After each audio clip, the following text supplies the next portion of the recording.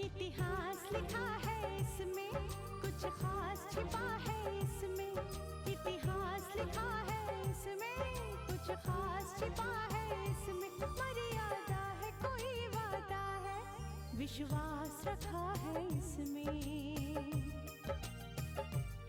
सात फेरों से मिला ये तो उपहार है, मेरा श्रृंगार है, मेरा श्रृंगार है, मेरा श्रृंगार है, मेरा श्रृंगार है। मंगलसूत्र, मंगलसूत्र, मंगलसूत्र, मंगलसूत्र, मंगलसूत्र, मंगलसूत्र, मंगलसूत्र।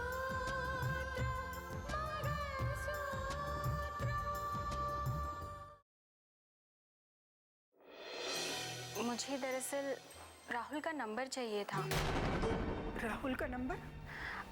जी आंटी, क्या आप मुझे राहुल का नंबर दे सकती हैं? एक बहू का फर्ज होता है एक घर को वारिस देना। क्या तुम इस घर को वारिस दे सकती हो? लेकिन इसने मुझे फोन करके धमकी दी थी कि एक नया खेल शुरू करने वाला है।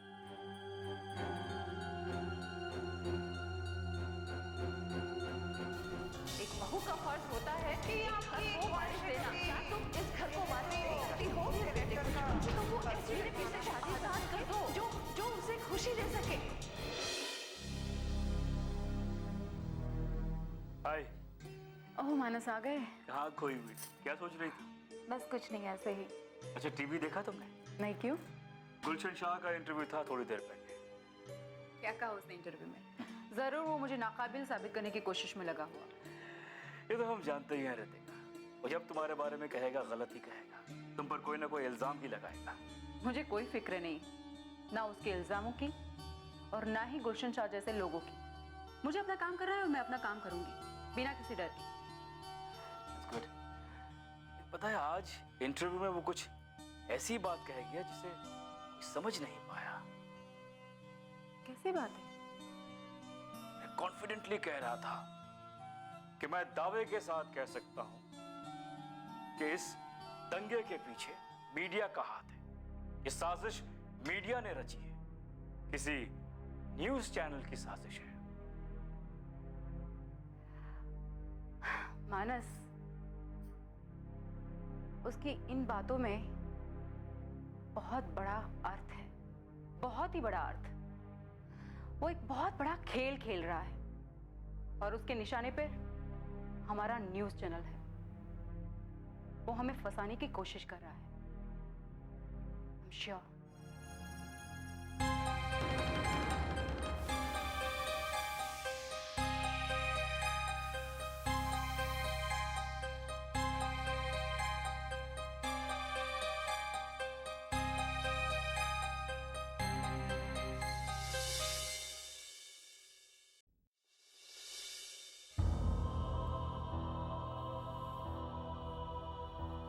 आइए आइए, मैं आप ही का इंतजार कर रहा था, बैठिए। अरे भाई, मेरा इंतजार तो 11 मुल्कों के लोग करते हैं। खैर छोड़ो, खुशखबरी ये है कि मैंने मानस को कानून के शिकंजे में फंसाने का पूरा इंतजाम कर लिया।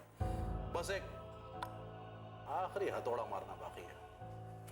तो भाई हमें भी बताइए क्या बात है। अरे भाई, मैंने तुमसे कहा था ना कि राकेश के मामले में मैं खुद को अकेला महसूस करने लगा हूं। हमेशा ये सोचता हूं कि मैं अकेला कर भी क्या सकता हूं, लेकिन अब नहीं। जब से तुम मिले हो ना दोस्त, ऐसा लगने लगा है कि अब मैं अकेला नहीं हूं। तुमसे मिलने के बाद राहें खुद ब खुद बनने लगी, रास्ते खुद ब खुद पैदा होने लगे। मैं इसलिए जानना चाहता हूं क्योंकि मैं नहीं चाहता कि मानस किसी भी तरह हमारे इस जाल को काट पाए, क्योंकि उसके पास मीडिया की ताकत है और उसकी पत्नी यहां की कलेक्टर है। लोहा कितना ही मजबूत क्यों ना हो, उसे एक ना एक दिन कटना तो होता ही। तुमने वो कहावत तो सुनी होगी ना कि बकरे की मां कब तक खैर मनाएगी। और इस वक्त मानस की हालत उस बकरे की तरह ही है, जिसे एक ना एक दिन कुर्बान तो होना ही। अगर मानस को मार देने की बात होती तो बात और थी। उसे तो मैं एक दिन में ही उड़ा देता, लेकिन उससे मेरे दिल को सुकून नहीं मिलता। मौत का खौफ सबसे भयानक इसलिए होता है क्योंकि जब मौत इंसान के सामने होती है तो इंसान की हालत मौत से भी बदतर हो जाती है। राकेश मौत के खौफ में किस तरह जिया होगा जब उसे फांसी की सजा सुनाई गई थी। उस वक्त उसकी हालत कैसी होगी इसका अंदाजा मुझे है, और इसलिए चाहता हूं कि मानस की मौत कुछ ऐसी ही हो कि मौत के खौफ में मौत से पहले वो घुट घुट कर मरे। रात की नींद, दिल का सुकून, चैन, सब कुछ हराम हो जाए। हर वक्त उसे अपनी आंखों के सामने उसकी लाश फांसी के फंदे पे झूलती हुई नजर आए, बस।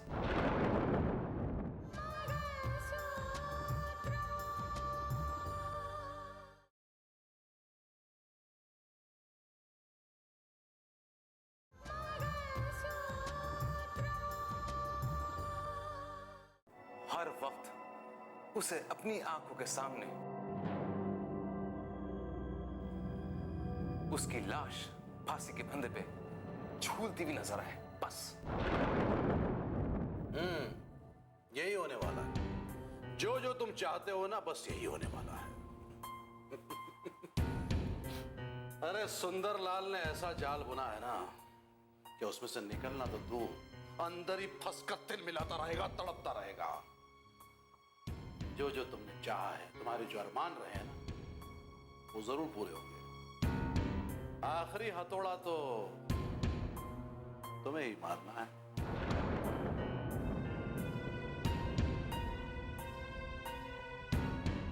हाँ, बस इसके लिए तुम्हें हमेशा तैयार रहना होगा। और रही बात मानस की, तो उसे फांसी की सजा भी जस्टिस आदित्य प्रताप ही सुनाएंगे।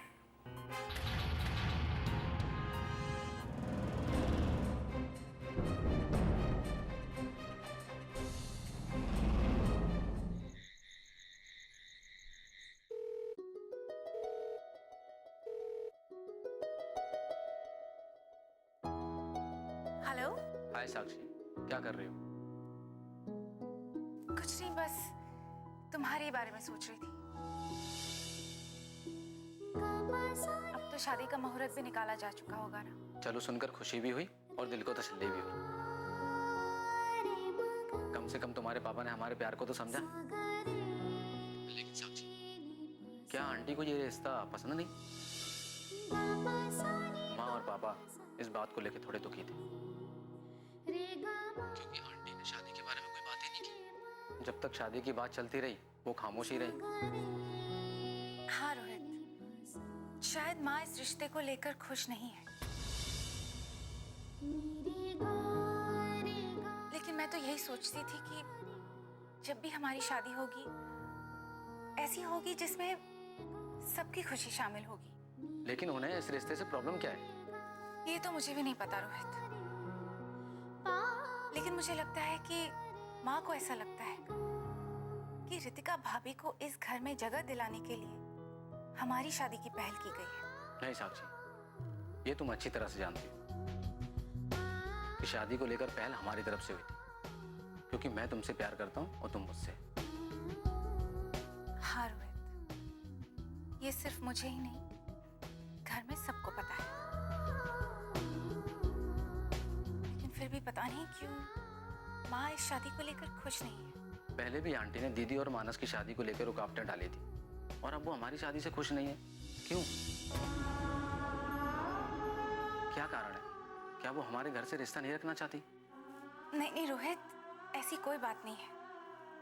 अच्छा, मैं तुम्हें बाद में फोन करती हूँ। हाँ, बाय।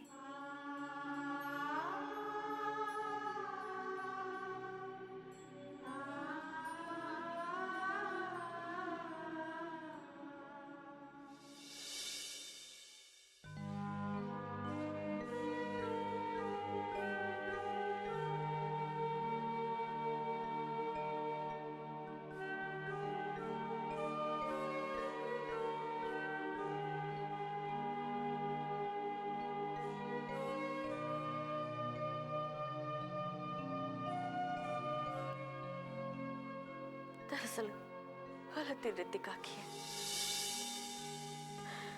सच्चाई तो यह है कि रितिका ने अब तक मानस को पति स्वीकार ही नहीं किया।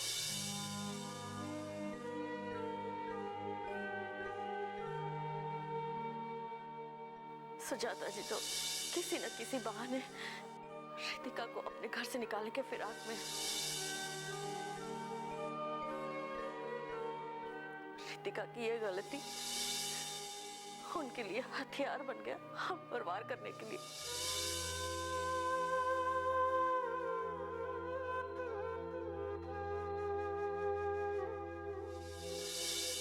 कहीं तो थी मैं सवाल करने, लेकिन खुद सवाल बनकर आ गई। मुझे लगा था कि सुजाता पुरानी बातों को भूल चुकी होगी। नहीं, कुछ नहीं भूली वो,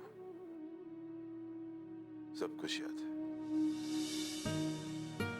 दोस्ती भी। और अच्छी दोस्त हुआ करती थी मेरी, कॉलेज में एक साथ पढ़ा करते थे।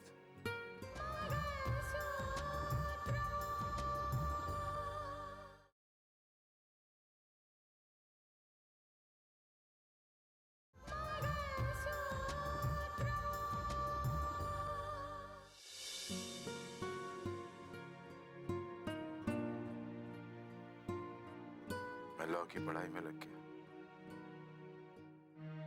Sujata political science. दोनों के रास्ते अलग अलग हो गए।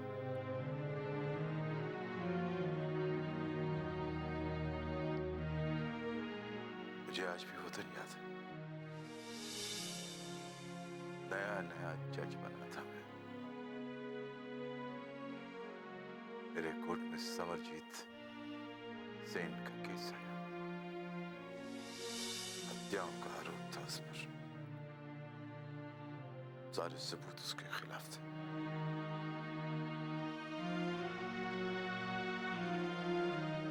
जिस दिन मैं सजा सुनाने वाला था,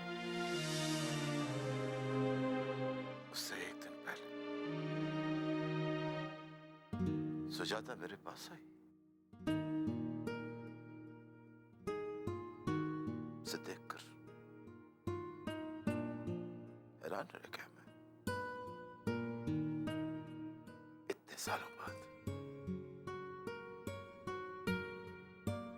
मेरे सामने आई।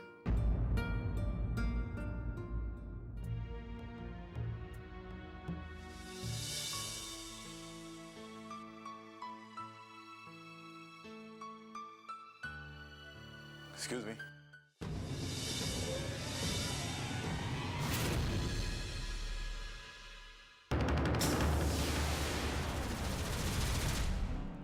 अरे सुजाता, हाय तुम। Hi, how are you? I am good good. इतने सालों बाद अचानक। कैसे हैं आप? मैं बिल्कुल ठीक हूँ, तुम कैसी हो? मैं बिल्कुल ठीक हूँ। अच्छा हुआ, ऐसे कुछ काम आ गया था तो मैंने सोचा मैं तुमसे मिल लूं। मुझे जानकर बहुत खुशी हुई कि तुम जज बन गए हो। अरे जज बन गया हूँ तो क्या हो गया, बीते हुए दिन कोई भूल सकता है? तुम्हारे साथ तो कॉलेज में इतने लम्हे गुजारे, एक ही ग्रुप में रहे हम लोग हैं। शुक्र है ऊपर वाले का कि तुम्हें सब कुछ याद है। मैं कुछ भी नहीं भूला सुजाता। आओ बैठो, आओ बैठो।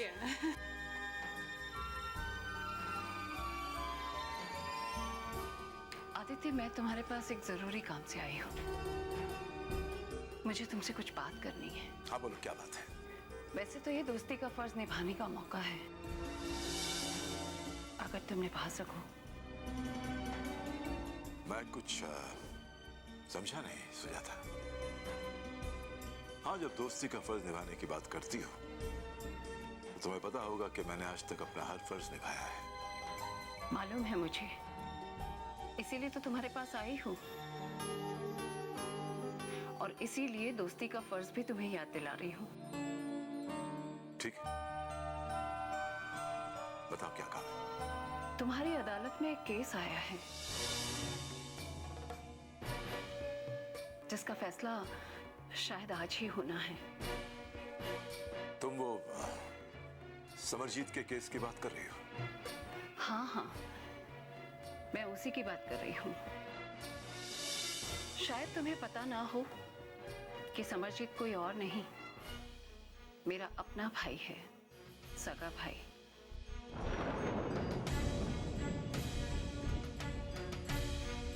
मुझे मालूम था जब तुम्हें इस बात का पता लगेगा तो तुम इसी तरह हैरान होगे। लेकिन आदित्य, मैं तुम्हारे पास बहुत उम्मीद लेकर आई हूँ। समरजीत के वकीलों को भी अब ये लगने लगा है कि शायद समरजीत को नहीं बचाया जा सकता। समरजीत को कोई बड़ी सजा हो सकती है। हाँ? उसका जुर्म साबित हो चुका है। हाँ आदित्य, इसीलिए तो मैं तुम्हारे पास आई हूँ। मेरे भाई का घर बिखर जाएगा, मेरी भाभी बेसहारा हो जाएगी। सुजाता, अगर तुम्हारे भाई को अपने बीवी बच्चों की परवाह नहीं है तो उसमें कानून क्या कर सकता है?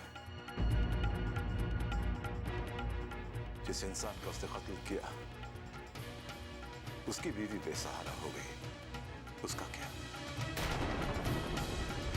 उसके बच्चे अनाथ हो गए, उनका क्या?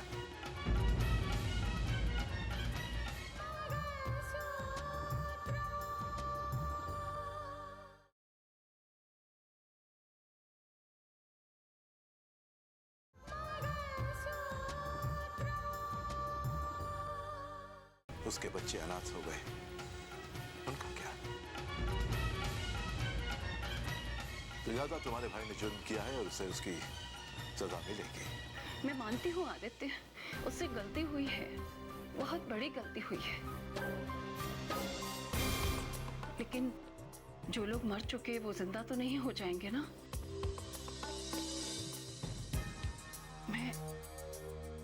मैं तुम्हारे पास बहुत उम्मीद लेकर आई हूँ आदित्य। इस तरह की उम्मीद लेकर नहीं आना चाहिए था सुजाता, बिल्कुल नहीं आना चाहिए था। मैं कुछ नहीं कर सकता। आदित्य, तुम चाहो तो उसे रिहा कर सकते हो, उसे बेनिफिट ऑफ डाउट देकर रिहा करवा सकते हो। ये पावर तुम्हारे हाथ में है। प्लीज। नहीं, मैं ऐसा हरगिज नहीं कर सकता। क्यों नहीं कर सकते? क्या इसीलिए दोस्ती और फर्ज के दावे करते हो? हाँ, लेकिन दोस्ती का फर्ज निभाने के लिए मैं कानून के फर्ज को धोखा नहीं दे सकता। ऐसा मत कहो आदित्य, प्लीज प्लीज मेरी बात मान लो। देखो, इससे तुम्हारा तो कुछ नहीं बिगड़ेगा, लेकिन मेरे भाई की जिंदगी बच जाएगी। मैं तुमसे पूछता हूं सुजाता कि जिस इंसान की जिंदगी तुम्हारे भाई ने खत्म कर दी, उसके परिवार को तबाही से बचा सकती हो? नहीं ना? देखो, मेरी बात समझने की कोशिश करो। तुम्हारे भाई ने जुर्म किया है और उसे सजा होगी। कानून अपना फर्ज निभाएगा। प्लीज आदित्य, ऐसा मत कहो, प्लीज। एक बात प्लीज समझ लो सुजाता, जब मैंने न्यायाधीश की कुर्सी संभाली थी तो उस दिन कसम खाई थी कि कानून के फैसले के बीच मैं किसी रिश्ते को आने नहीं दूंगा। ना माँ बाप, बहन ना दोस्ती। जब जस्टिस आदित्य प्रताप नारायण सिंह उस कुर्सी पर बैठता है ना, तो सिर्फ एक जज होता है जो इंसाफ करता है और कुछ नहीं। आई एम सॉरी सुजाता, मैं इस केस में कुछ नहीं कर सकता।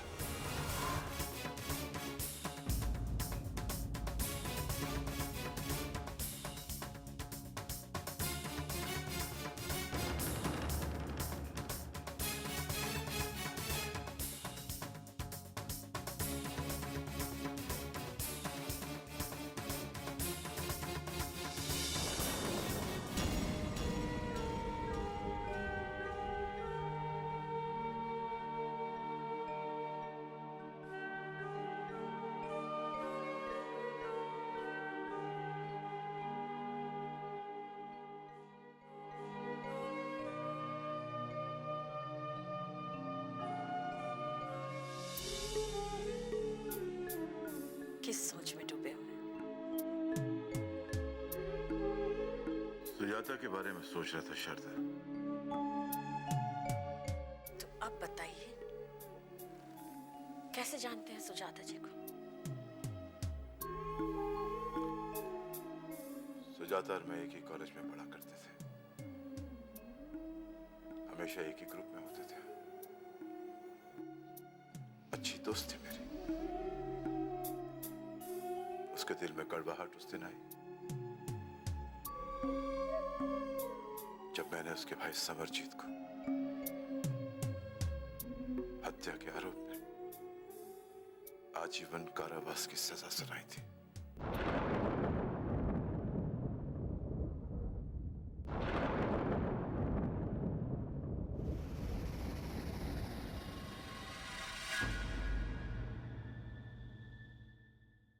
धागे से बंधा इसमें संसार है, पिया का